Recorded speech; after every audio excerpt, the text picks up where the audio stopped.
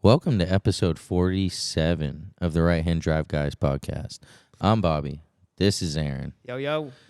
And if you're watching on YouTube, you'll notice we switched up the studio a little bit. We brought the R33 down on the lift, trying to get the battery charged up on it. So we figured we'd just have a little different scenery. Yeah, for why not? This episode. And this episode, what is it? 47 rare parts. Rare parts. And what makes them so rare. Yeah.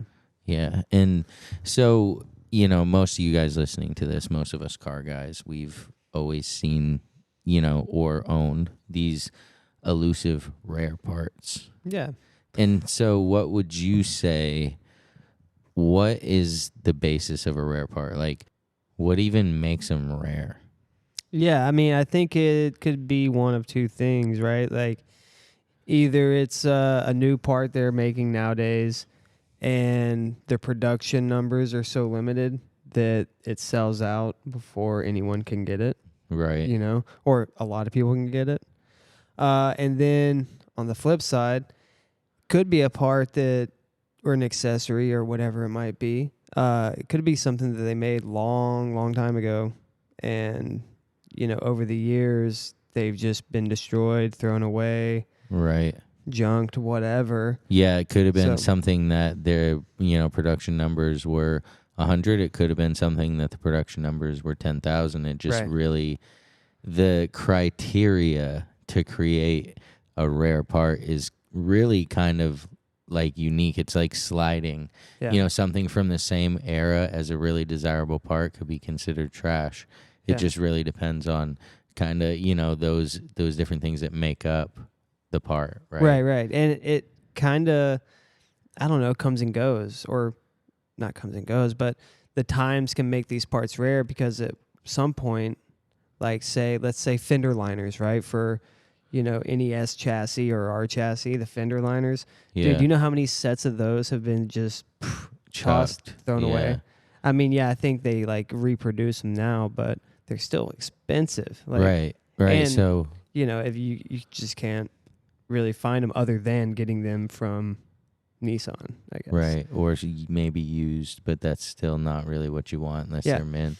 So a lot of people threw away some of these parts. Yeah.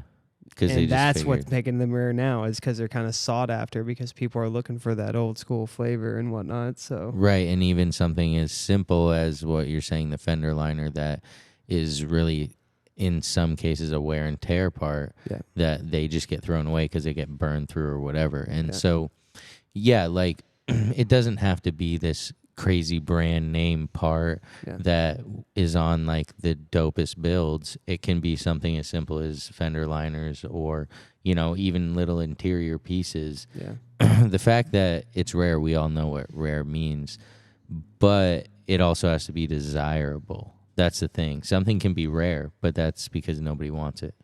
Yeah, well, I don't know. I feel like there's a buyer for every part out there. Yeah. No, some I'm of these sure. things. I'm but sure. Right, no, I get what you're saying. I was trying to think of an example of that, but I couldn't. Like APC parts, maybe they're not for me, but there's a rare one out there for a guy. Right. Yeah. For So, sure.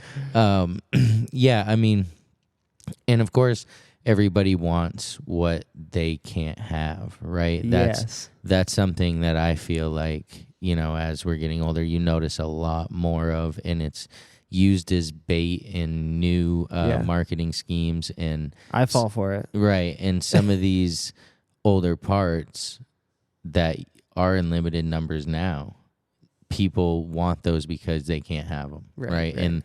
And yeah, sure, they are on the dopest builds because those guys found a way to source them. Right. And that's probably what gave you the inspiration to even look for it in the first place, right? Yeah, for sure, 100%. One thing lately that I've been kind of stuck on is some of these rear deck speakers. Yep. From Japan, the ones with the big, I don't even know what it's called exactly yet, but only thing I could think of is a console type speaker where it has these huge grills and whatever. It just looks cool. I mean, really, it's kind of goofy, but if you're trying to build a car from a certain era, I'm trying to go for that certain look. Yeah. So I thought it would be cool to have one of those. Yeah, they're like But bubbles, right? Like bubble, like grill type. yeah, Things, yeah. They just look like external speakers. Like yeah. they look like and they have like a nice enclosures, and like they usually say whatever Carazaria or Yeah, I Kenwood think or, the DB8 has like a mild version of those, and they are that brand. yeah. So right, that's the thing. Is it's from everything from the dopest wheels or valve cover, the rarest, items, to speaker grills and Yeah, and a lot of people throw those away because like once the speaker's junk, like right, they get just rid toss of it. it. So But they don't realize, and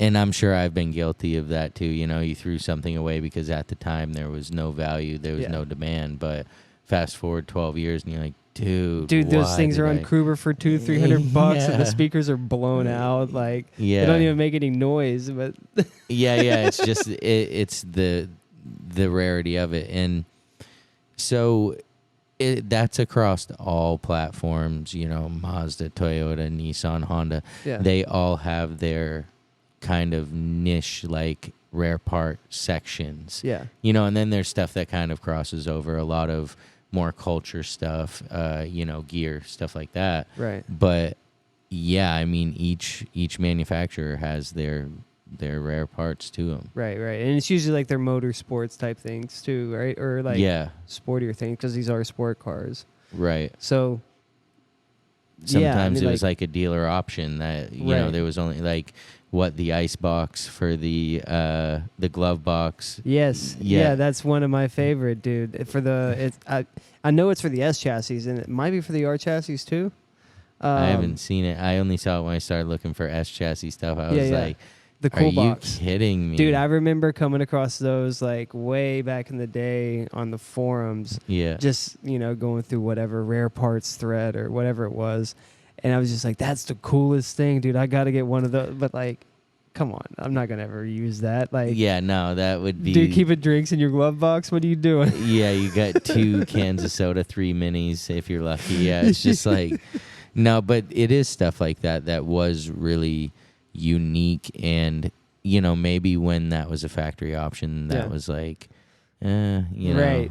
Dude that's gonna get the car and start modifying it, he probably thinks that's lame. Yes, get this thing out of my way. I want to get the HKS den. Yes, exactly. Glove box gauge holder thing, man. Those things are sick. Yeah, exactly. So when I was always, because I originally was super Honda guy, and everybody knows, if you know anything about Hondas, they got their whole bunch of rare parts to them. And that was kind of, and it's almost like a game, right? Like, it's like the thrill of the hunt for those pieces. Like, because you can hit like an extreme low when you can't find it, in the sense of like, oh, dude, this stinks. Like, I've looked everywhere. I've searched everything. I've translated 10,000 pages. I cannot find this part. But then you get a glimpse of hope. You find a link from 2020, whatever it may be, and you're like, wait, they had, And so that thrill of the hunt, I feel like, it's part of the whole thing. For sure. The car thing, the whole obsession that people like us go through. That hunt is like a big part of it because it keeps you stimulated. Yeah, that's part of the fun of it. Like 100%. Yeah. Like I love just wasting time. On eBay, just scrolling for hours on super vague search words just so everything pops up, just in case there's that one thing, dude, that I forgot to search for. Oh, you know what I mean? Like yeah, and it's kind of crazy because. Our buddy Adam Hopkins, that's how he's found some of his best deals, is just cruising through and then using different search terms and sometimes different misspelled letter. Because somebody will do that in their eBay listing, and then all of a sudden you're finding something nobody else had exposure to. Right. Dude just thought nobody was interested, never looked at his title.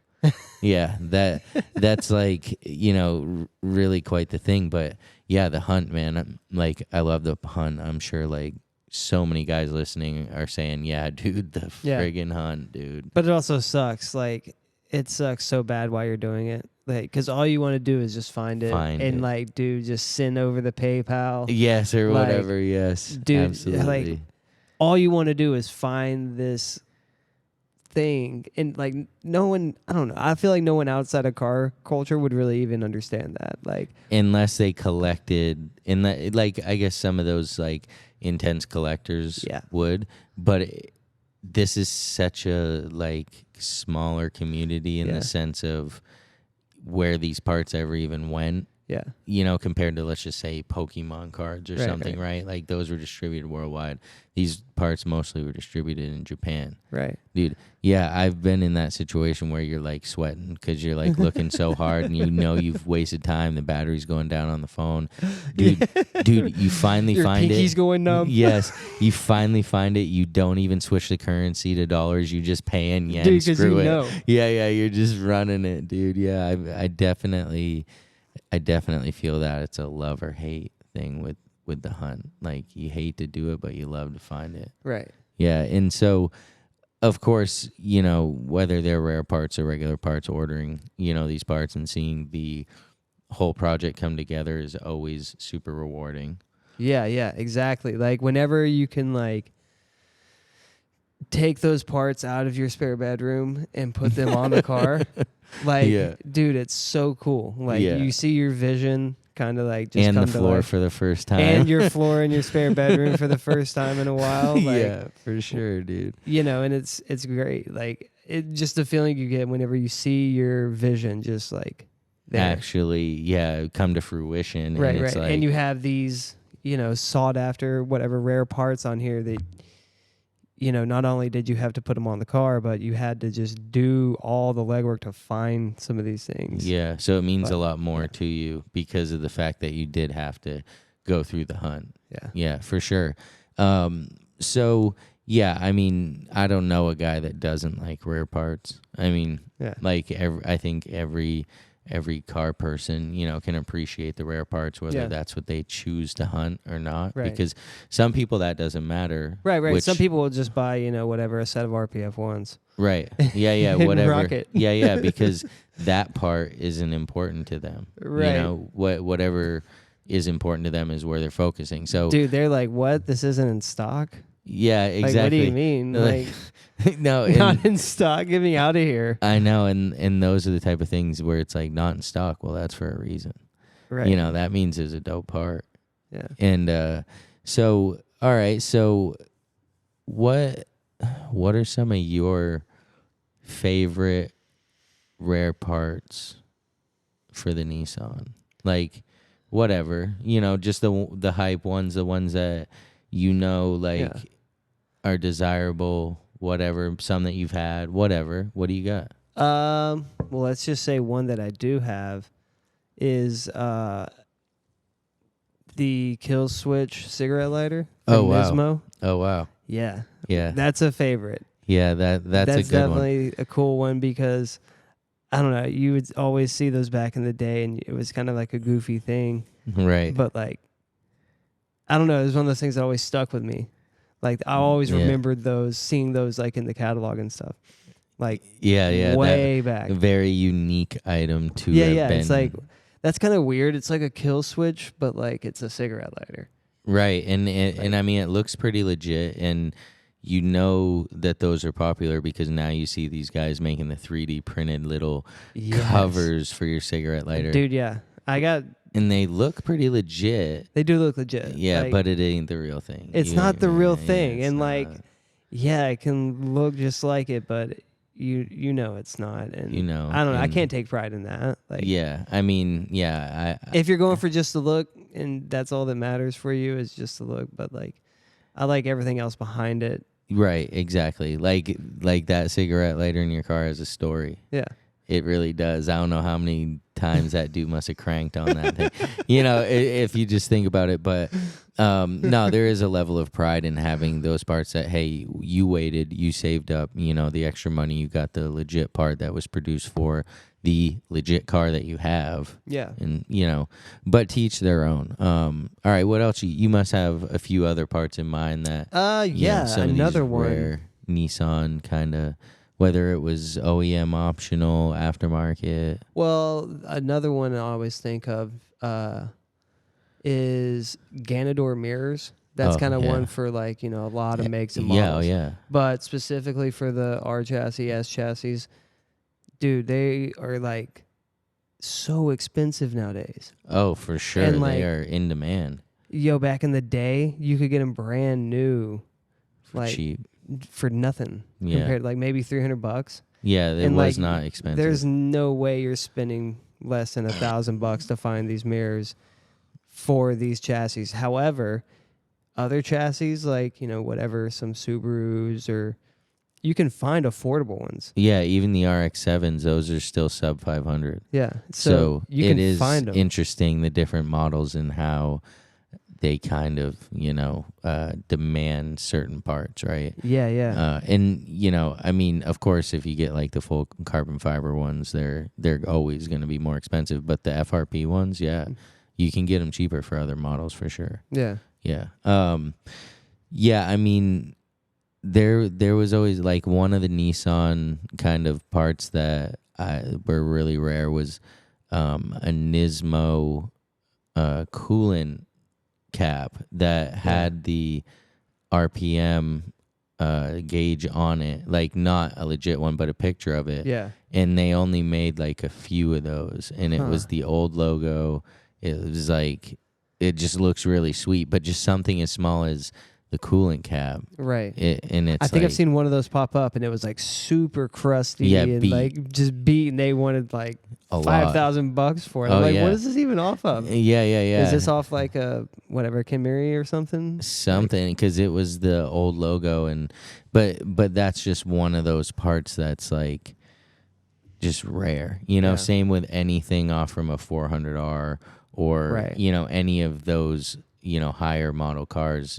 Those parts, like I saw the oil cooler from a 400R selling for $1,600. Yeah. And that was like decent change for just the core for the oil cooler. I was just like, whoa, like, some of these parts, especially for these cars that are now in more demand, yeah, they can really command some like serious change.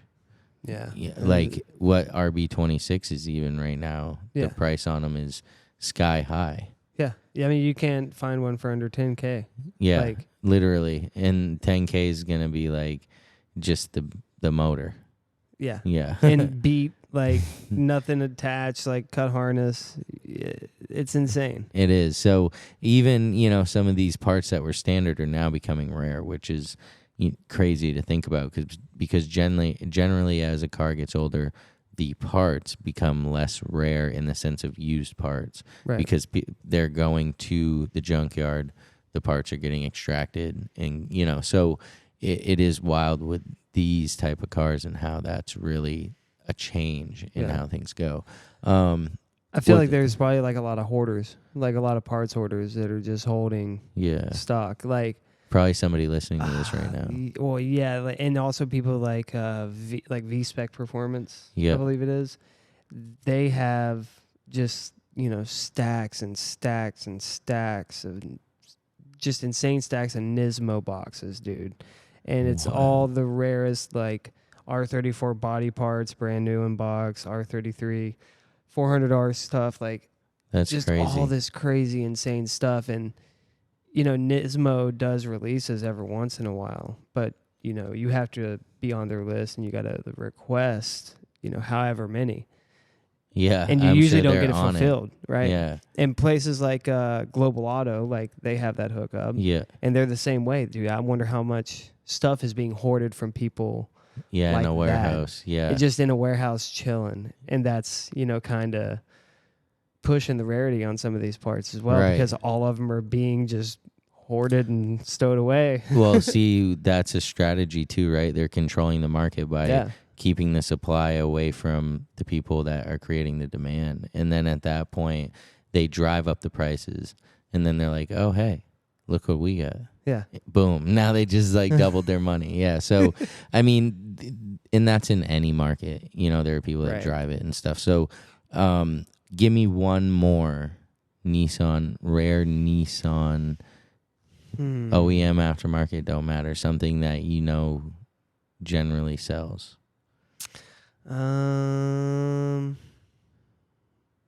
say the LMGT2s The in the that GTR is. spec. Yeah, those are rare. You see the 4s all the time. You see the 3s. Yeah. Yeah, the 2s are definitely something that just aren't. Yeah, and their old logo. Yeah. So they're sweet. I have seen a lot of them. Not a lot of them, but I guess it's quite a few that pop up kind of refreshed. And I'm always like, how did they... This must be like a weaker spec and it's been rebarreled because they are like a 3-piece wheel. So you can do that. Yeah. But yeah, those are pretty rare and they fetch a decent price.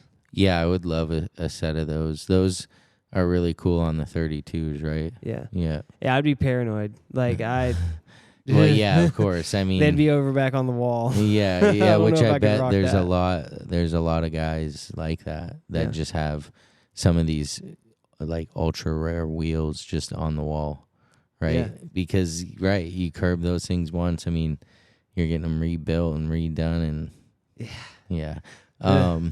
So I was gonna spit a few of the Honda parts, and it's Honda is synonymous with Spoon and Mugen.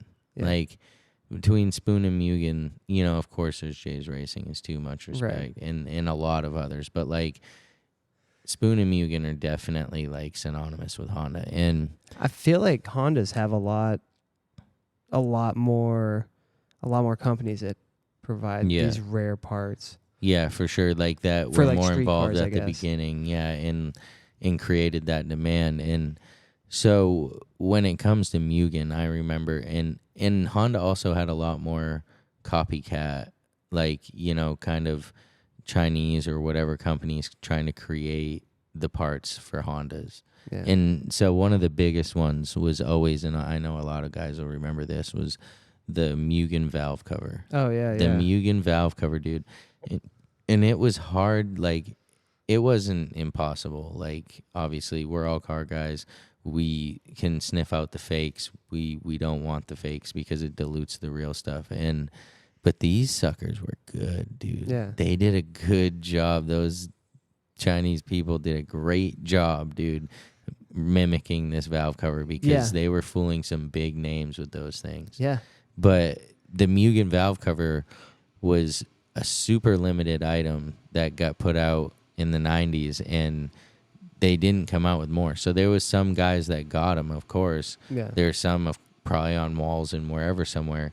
But then a flood of those Chinese versions came out. Yes, I remember seeing them all over eBay back in the day. Anytime you typed in any B-Series Honda, those popped up for sale, for sure. Yeah, it was one of those parts that you're like, oh my gosh, dude. Like, and it devalues that original part. Like, yes, of course, it makes it more desirable because it's copied, but it makes it harder to tell what's real and what's fake. It's right. I think even Sticky Diljo did like a whole article on that, like how to tell the reals and the fakes, and like all the little things that are just a little bit off, and that's all it is. It's just a little bit off.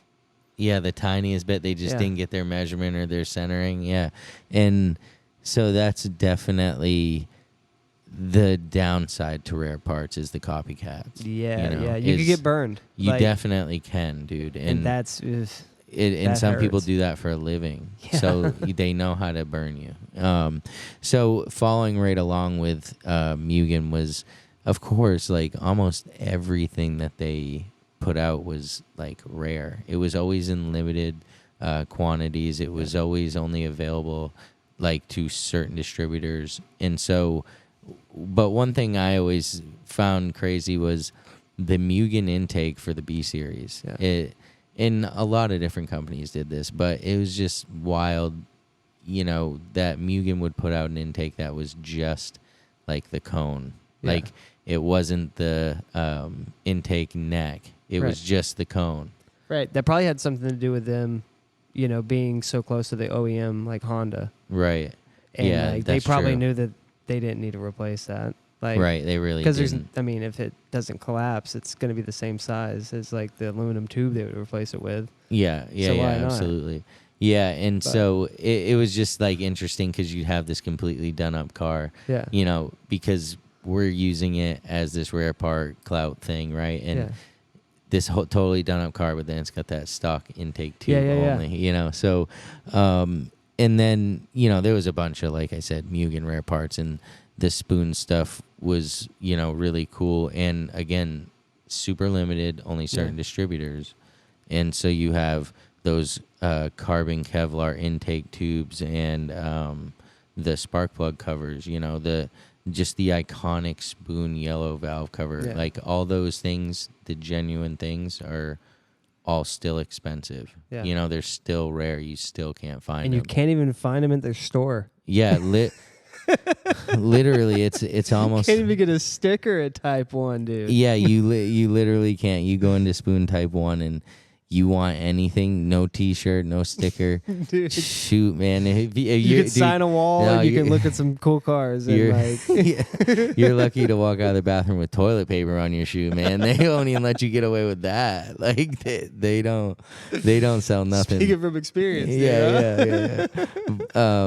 But you know, I kind of get it, right? Like they don't want to be a retail store. They're a garage. Like if you want work done, then let's get it. If you want all of that stuff, right, you can find it somewhere, I guess. I mean, I don't know where necessarily, but I'm sure somewhere.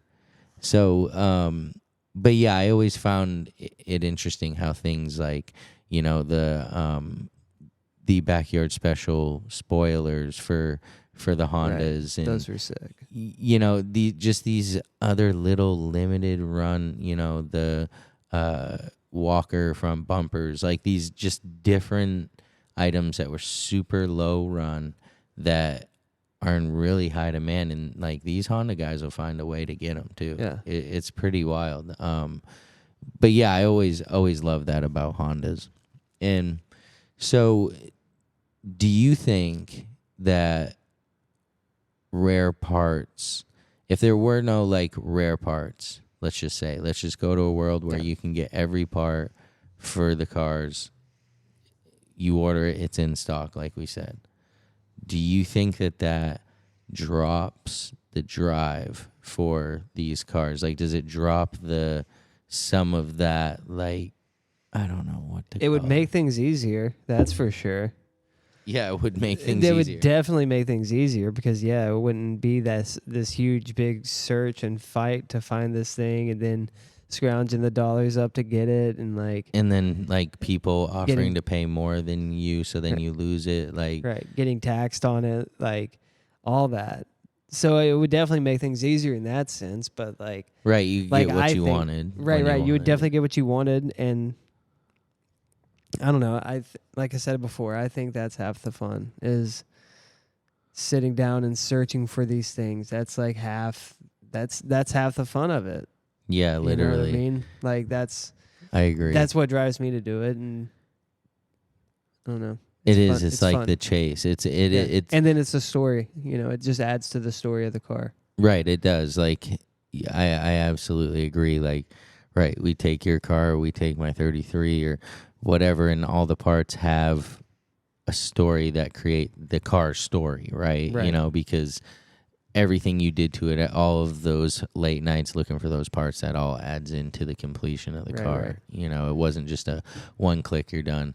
So I agree, but I think if there weren't rare parts and you couldn't be individual like that, like you couldn't have that super kind of, I don't know, really desirable part, no desire for it, right? Because you can just get it. I think that would change everything. I don't think it wouldn't be like it is, let's just say. 100%. And another little piece of this, these companies weren't just putting out parts.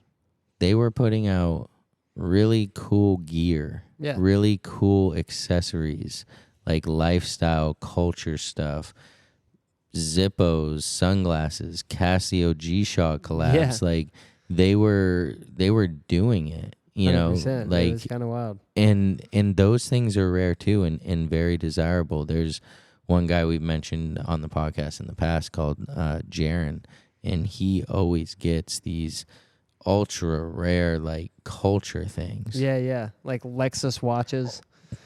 Yeah, like HKS building signs, Nismo building signs, like jacket, like any sort of clothing gear. Like he's posted some Nismo gear that like it doesn't even make sense. Like he has one like it's like a sweater, but it's dude, the print on it just does not look like anything that you would ever think would be a Nismo shirt. Yeah, it's pretty like wild. All gold and has these crazy patterns, and it's just like, what even is that? And he has the work suits, like the Mazda Affinity like work suits, like just a bunch of cool stuff. So like the rarity and the desire goes far beyond the parts, you know. The Nobori flags that were from the original events back in the day. Like, you know, there's whole Facebook groups just dedicated to this stuff where people are just posting those rare parts. And, you know, it's really cool to see. And we could, I'm sure, go on all day about different manufacturers and the rare parts associated. Yeah. But I'm sure whether you got a Mazda, Toyota, I'm sure you know in your lane where those kind of rare parts lie. So we don't want to go too far on it, but I'm definitely looking forward to the next hunt. What about you? Oh yeah. Yeah, it's like a never-ending hunt. It's kind of crazy. Seriously. Yeah, just add it to the save list, add it to, you know, whatever it may be, the wish list. Oh yeah.